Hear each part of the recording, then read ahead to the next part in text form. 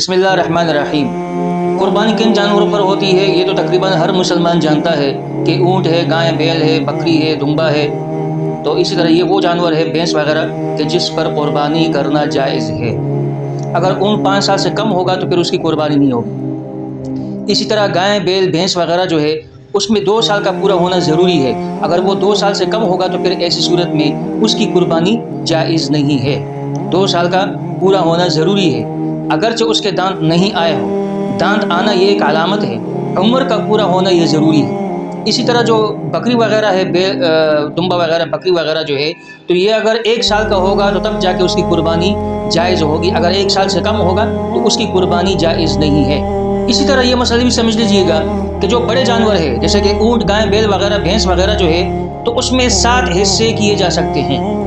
7 حصے سے کم تو کیا جا سکتا ہے، 6، 5، 6، 4، 3، 2، لیکن 7 سے اوپر جائز نہیں ہے۔ 7 کی گنجائش، یعنی 7 حصے اس میں کر سکتے ہیں، 7 سے زیادہ نہیں، 7 سے کم کر سکتے ہیں۔ اور جو چھوٹا جانور ہے جیسے کہ بکری وغیرہ، دمبا وغیرہ ہے، تو وہ صرف 1 ہی ہے، یعنی اس میں کوئی حصے متعین نہیں ہو سکتے کہ پورے گھر کی طرف سے ایک بکری جو ہے نا وہ ذبح کر دی جائے، نہیں، وہ 1 ہی شخص کی طرف سے قربانی ہوگی۔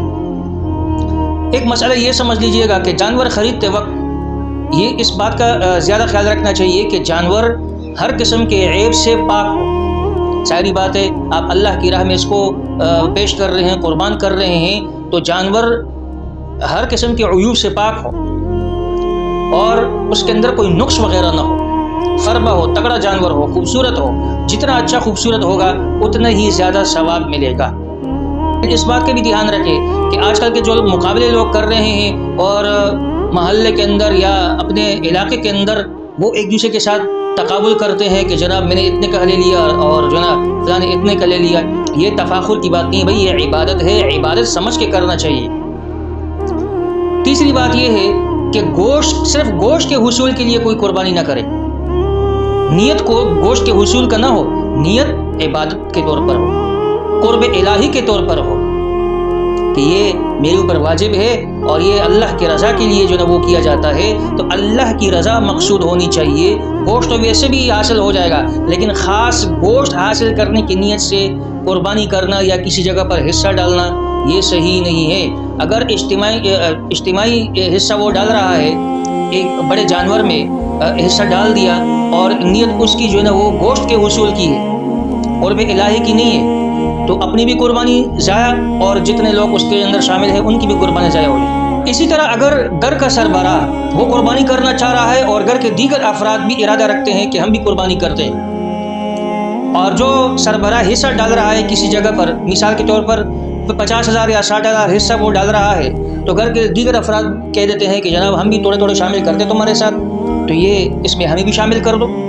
تو یہ بات اچھی طرح سمجھ لے کہ پھر ایسی صورت میں کسی کی بھی قربانی نہیں ہوگی۔ ظاہری بات ہے، ایک حصہ جو ہے وہ ایک ہی شخص کی طرف سے ہو سکتا ہے، ایک حصے کے اندر 1 سے زیادہ افراد شامل نہیں ہو سکتے۔